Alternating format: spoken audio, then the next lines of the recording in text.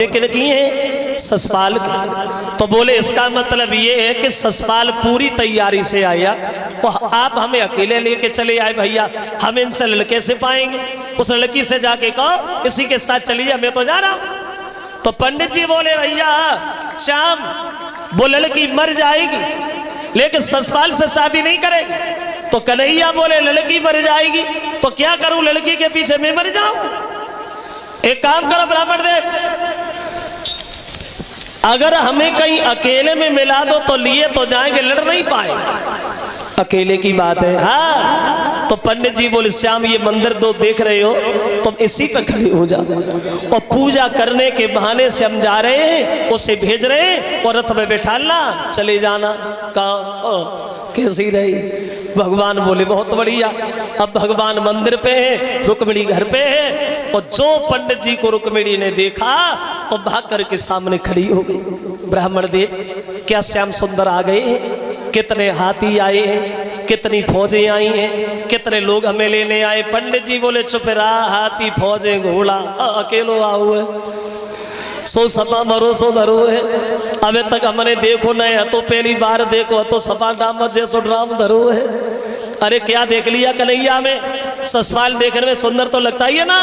तो बोली पंडित जी आप समझ नहीं पाए। क्या नहीं समझ पाए? तो बोली है वो रुक्मिणी, पंडित जी सुनो,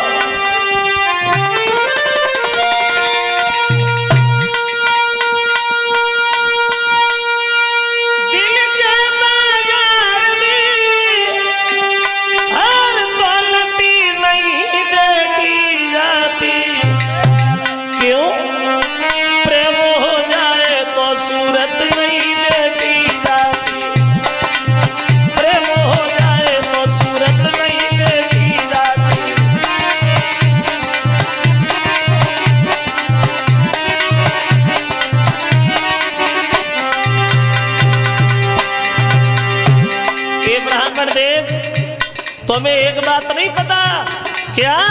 तो बोली प्रेमी लोग इसी प्रण पे जिया करते हैं, प्रेम के नाम पर जो प्राण दिया करते हैं,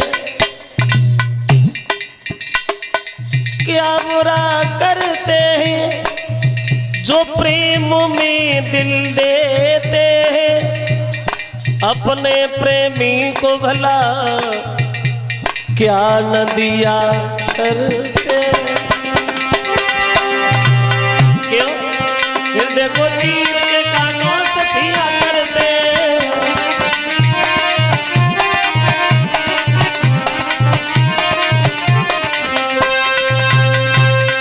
बोले समझ गए, अकेले आए हैं, मंदिर पे खड़े हैं, पूजा करने के बहाने जाओ और रथ में बैठना, चुपचाप चली जाओ। जाओ कलश वाली कन्याएं खड़ी हो जाओ।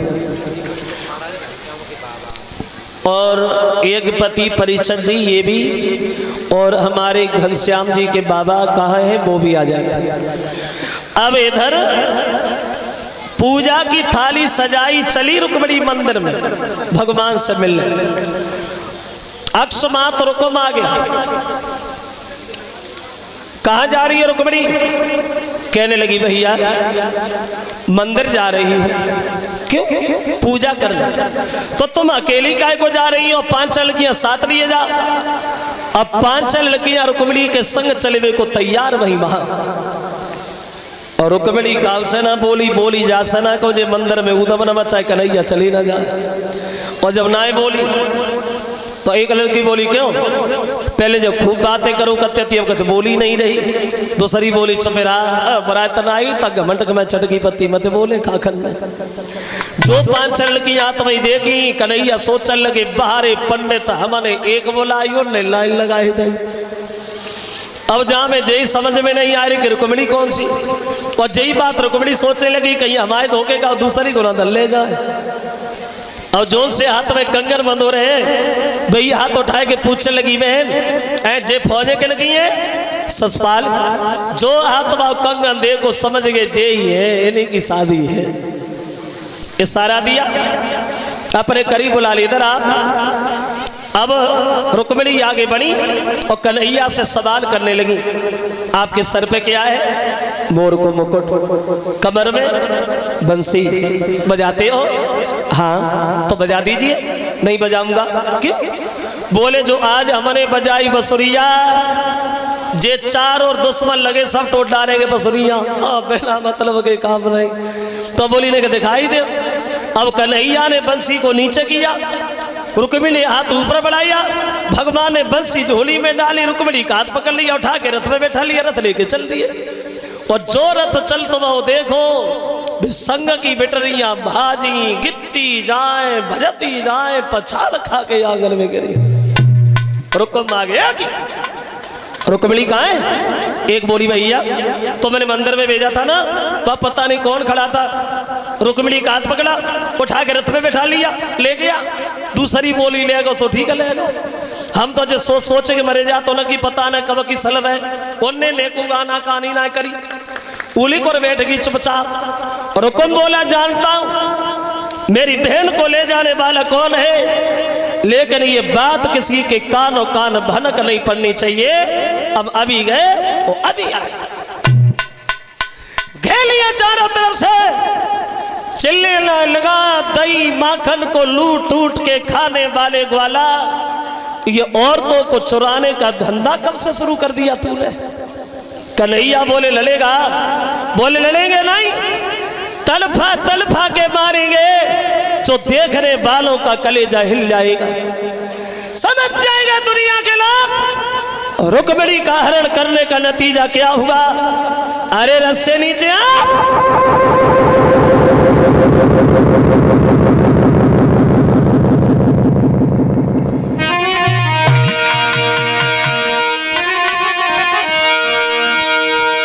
अब बोला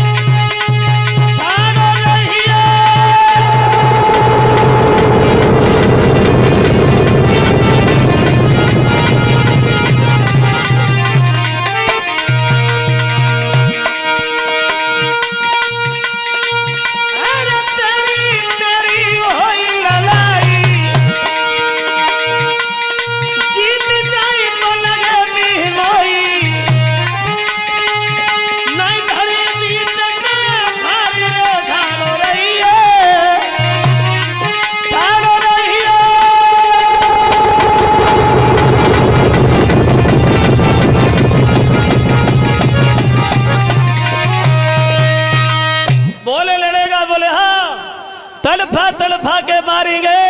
अरे रस से नीचे आ।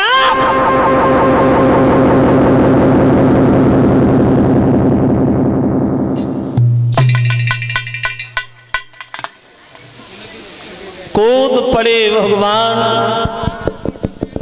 घमासान युद्ध हुआ है रुकुम में और कन्हैया में। भक्तों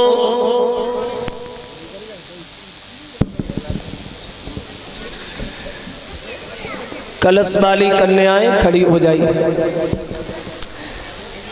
जब छाती पे बन बैठे हैं रुकुम के, तो वो रुक्मिणी बीच में खड़ी हो गई। बोले श्याम मेरे भैया को ना मारो मोहन, अगर मेरा भैया मर गया तो मेरी साथ की सहेलियां हमें जिंदगी में जीने नहीं देंगी, ताने मारेंगी। ऐसी शादी की जो भैया भी खा लिया, मेरे भैया को छोड़ दो। और रुकुम को छोड़ दिया भगवान ने और रथ के पीछे बांध लिया, रथ लेके चल दिए। इधर बलराम दौड़े के श्याम ये लड़की किसकी उठा लाए तुम? तो कहने लगे भैया मेरा दोस्त नहीं, इसी ने खत भेजा था। बलराम बोले क्यों, ऐसा तूने क्या किया? बोली भैया मेरा भैया मेरी शादी अपने साले से करा रहा था इसलिए। तो बलराम बोले क्या कहा? भैया तेरा और शादी साले से, चिंता न कर हम तेरे भैया को नहीं छोड़ेंगे। पीछे देखा कि श्याम ये रस्से किसे बांध लिया? कन्हैया बोले जय तो साले साहब है, वो तो बहन ही बीच में आएगी ना, साले मसाले भर के छोड़ दे। बोले छोड़ दो। रुकुम को छोड़ दिया रुकम भागा हुआ ससपाल से जाके मिला। खबर मिली रुक्मिणी का हरण हो गया।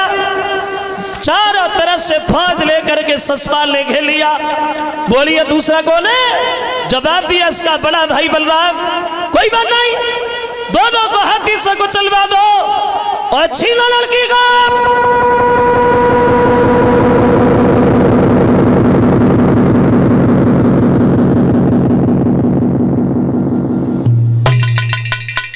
तो बलराम बोले हैं श्याम, रुक्मिणी को अकेला छोड़ के लड़ने न जाना, ये ससपाल की फौज हमारे लिए ज्यादा नहीं है। अब हुआ ऐसा कि बलराम और ससपाल भी फिर डट के भाई लड़ाई।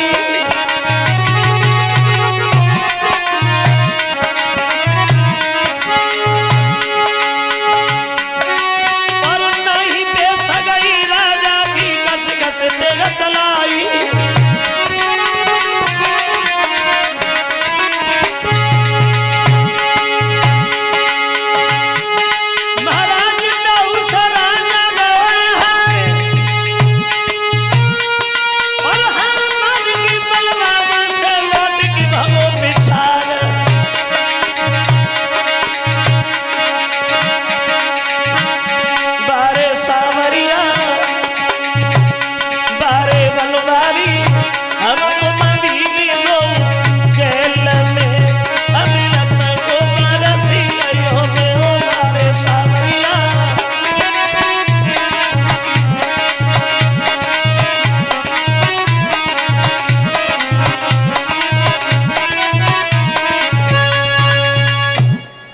हार गया है ससपाल, पीठ दिखा के भाग गया। और ये रुकुम जो है ये शर्म के कारण घर पे नहीं गया।